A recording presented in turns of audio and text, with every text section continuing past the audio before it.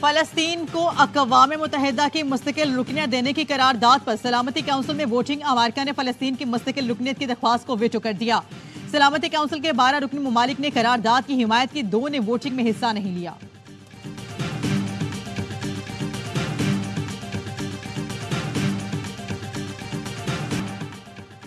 پاکستان معاشی چیلنجز سے نمٹنے کے لیے اقتصادی اصلاحات کی ترجیح دے۔ چیلنجز سے نمٹنے کے لیے پاکستان کے ساتھ شراکت داری ہے۔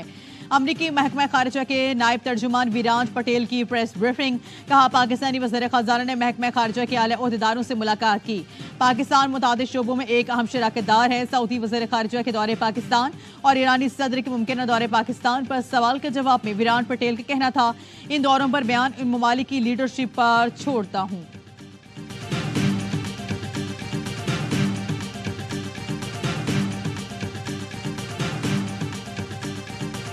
اپوزیشن کے ہنگامے سر زرداری کی مفاہمت کی تجویز۔ پارلیمنٹ کے مشترکہ اجلاس سے خطاب میں کہا احترام اور سیاسی مفاہمت کی فضا قائم کرنا ہوگی۔ ملک آگے لے جانے کے لیے نئی سیاست کرنا ہوگی۔ کوشش کریں گے تو سیاسی درجہ حرارت میں کمی لا سکتے ہیں۔ ملک کو سیاسی بحران سے نکالنے کی ضرورت ہے۔ ہمارے پاس وقت بہت کم ہے۔ چیلنجز سے نمٹنا ناممکن ہے۔ مکالمے اور پارلیمانی اتفاق رائے کی ضرورت ہے۔ مقاصد کے لیے سب کو ایک قدم پیچھے ہٹ کر سوچنا ہوگا۔ کہا امید ہے ارکان پارلیمنٹ اپنے اختیارات کا دانش مندی سے استعمال کریں گے۔ تمام لوگوں اور صوبوں کے ساتھ قانون کے مطابق یکساں سلوک ہونا چاہیے۔ دہشت گرد عناصر کے خاتمے کے عزم کا اعادہ کرتے ہیں۔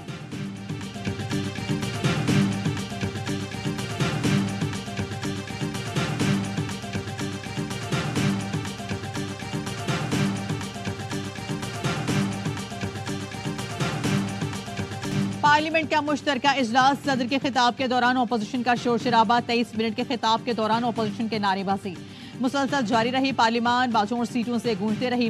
جمشید دستی ایوان میں مسلسل باجا بجاتے رہے۔ صدر زرداری شور شرابے میں صرف مسکراتے اور خطاب جاری رکھا۔ اپوزیشن ارکان بینر اور تصویریں اٹھائے اسپیکر کے ڈائز کے قریب جمع ہوئے۔ جعلی رہنما درمیان میں دیوار بن گئے۔ قادر پٹیل اور آغا رفیع اللہ کی جانب سے روکنے کی کوشش پر ارکان اسمبلی میں تلخ کلامی اور گرما گرمی بھی ہوئی۔ رش بڑھا تو ڈائز کے سامنے سیکیورٹی بڑھا دی گئی۔ صدر کا خطاب مکمل ہوتے ہی اجلاس غیر معینہ مدت تک ملتوی کر دیا گیا۔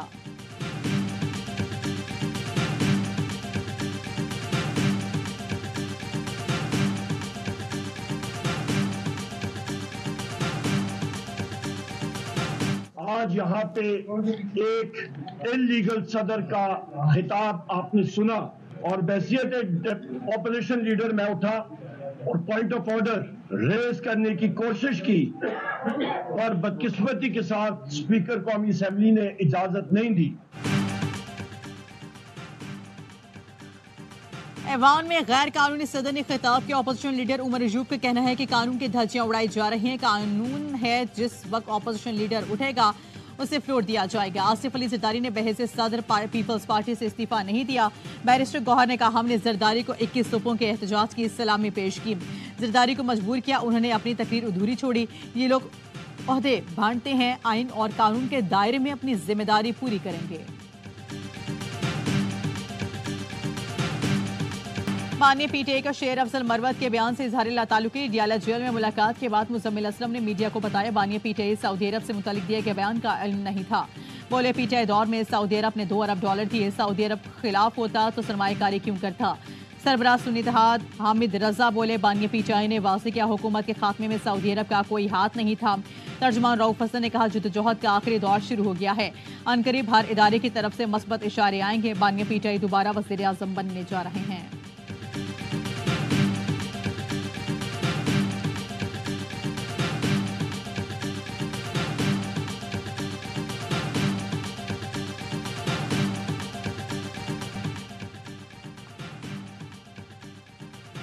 شیر افضل مروت سعودی عرب سے متعلق بیان پر قائم، کہا سعودی سے متعلق بیان میری ذاتی رائے تھی، ضروری نہیں کہ ہر بیان پارٹی پالیسی کے مطابق دیا جائے، انسانوں ذاتی رائے دینے کا حق حاصل ہے۔ وزیر دفاع خواجہ آصف کو جواب کہتے ہیں سیاست کے لیے دوست ملکوں سے متعلق ایسا بیان افسوسناک ہے، ایسے ملک سے متعلق بیان دیا جس کی مذہبی اور معاشی بہت اہمیت ہے، یہ ملک میں انارکی پھیلانے کے لیے ایسے بیان دیتے ہیں، یہ چاہتے ہیں کوئی سرمایہ کاری آئے نہ کوئی ہماری مدد کرے۔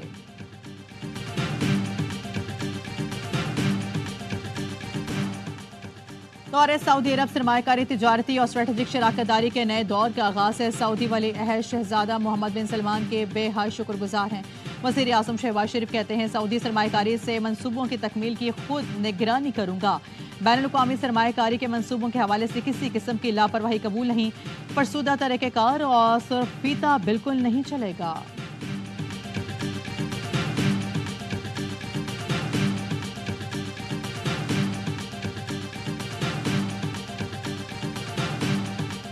وزیر خزانہ محمد اورنگزیب کی سی ای او سعودی فنڈ فار ڈیولپمنٹ سلطان عبد الرحمان سے واشنگٹن میں ملاقات، جاری منصوبوں کے پیش رفت پر اطمینان کا اظہار کیا گیا۔ اعلامیے کے مطابق کراچی تا چمن قومی شاہراہ اور دیامر بھاشا ڈیم کی فنڈنگ پر تبادلہ خیال کیا گیا۔ پاکستان میں سعودی سرمایہ کاری کے منصوبوں پر بھی بات چیت ہوئی۔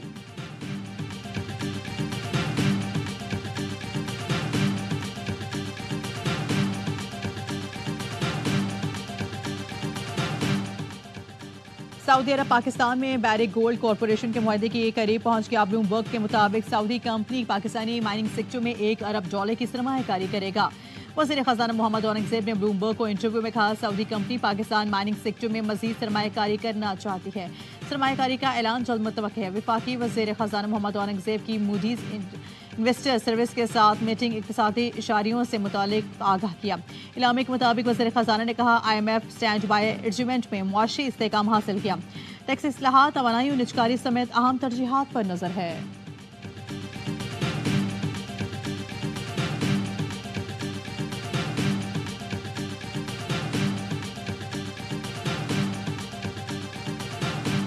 ترکیہ کے chief of general staff general Metin گورے کا GHQ کا دورہ، army chief general Asim Munir سے ملاقات، دو طرفہ فوجی رابطوں تعاون کا دائرہ کار بڑھانے کے امور پر تبادلہ خیال کیا گیا۔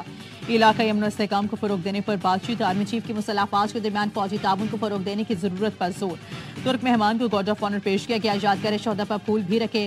جنرل متین گورے کی ایئر چیف سے بھی ملاقات، ترک جنرل نے ایویشن انڈسٹری میں پاکستان کی کاوشوں کا اعتراف کیا۔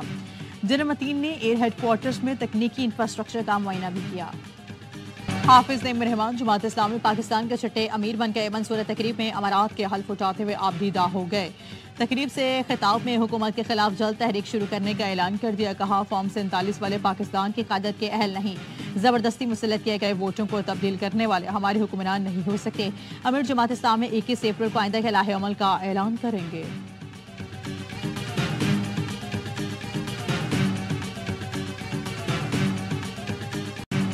بادل آتے گئے اور میچ کا مزہ کرکرا کرتے گئے۔ راولپنڈی میں پاک نیوزی لینڈ پہلا T20 بارش کی نظر، بارش کے باعث میچ پہلے 5 اوور تک محدود کیا گیا۔ ابھی 2 گیندیں بھی پھینکی گئیں کہ بادلوں نے دوبارہ انٹری دے دی۔ شاہین شاہ آفریدی نے دوسری ہی گیند پر ٹیم کی وکٹ اڑائی اور پھر بارش آڑے آئی، میچ منسوخ کرنا پڑا۔ مہمان ٹیم نے ٹاس جیت کر فیلڈنگ کا فیصلہ کیا تھا۔ پاکستان اور نیوزی لینڈ کے درمیان دوسرا T20 ہفتے کو پنڈی میں کھیلا جائے گا۔ بلوچستان میں طوفانی بارشوں سے تباہی، گوادر پھر ڈوب گیا، گلی محلوں میں 2 سے 3 فٹ پانی جمع، چھت گرنے سمیت مختلف حادثات میں خاتون سمیت 8 افراد جاں بحق۔ پسنے میں ماہی گیروں کے 60 سے زائد کشتیاں سمندر برد ہو گئیں۔ نوشخی، چمن اور مستون کے ندی نالوں میں طغیانی آ گئی۔ کوسٹل ہائی وے پر دراڑیں، کئی رابطہ سڑکیں بہہ گئیں۔ کراچی میں تیز بارش کا خطرہ ٹل گیا، بارش برسانے والا سسٹم شمال مشرق کی طرف مڑ گیا، مختلف علاقوں میں ہلکی بارش، موسم اچھا ہو گیا۔